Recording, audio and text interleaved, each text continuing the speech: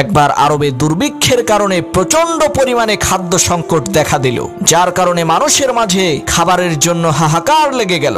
এমন সময় হযরত উসমান গনি রাদিয়াল্লাহু তাআলা আনহুর 1000 মণ গমের একটি চালান বিদেশ থেকে মদিনায় পৌঁছালো। তৎকালীন আরবের বড় বড় কয়েকজন ব্যবসায়ী হযরত উসমানের কাছে যেয়ে বলল, হুজুর, দুর্দশা পীড়িত অসহায় মানুষের কষ্ট দূর করার জন্য আপনার সমস্ত গম আমরা 50% লাভে কিনে নিতে চাই। এর মানে হলো, যদি আপনার গমের দাম 100 টাকা হয়, তাহলে আমরা সেই গমের দাম 150 টাকা দেব। তাদের এই কথা শুনে হযরত উসমান বললেন, তোমরা যদি আমাকে এই গমের দাম 1000 গুণ বাড়িয়ে দাও, অর্থাৎ গমের দাম যদি 100 টাকা হয়, আমাকে 1 লক্ষ টাকা দিতে হবে, তাহলে আমি তোমাদের কাছে গম বিক্রি করতে রাজি আছি। কারণ একজন আমাকে এই গমের দাম 700 গুণ বাড়িয়ে দিতে চেয়েছে, অর্থাৎ আমার গমের দাম যদি 100 টাকা হয়, তাহলে সে আমাকে 70,000 টাকা দেবে। হযরত উসমানের এই কথা শুনে ব্যবসায়ীরা অবাক হয়ে বলল, সর্বনাশ, এত বেশি পরিমাণে লাভ দিয়ে কে আপনার কাছ থেকে গম নিতে চেয়েছে?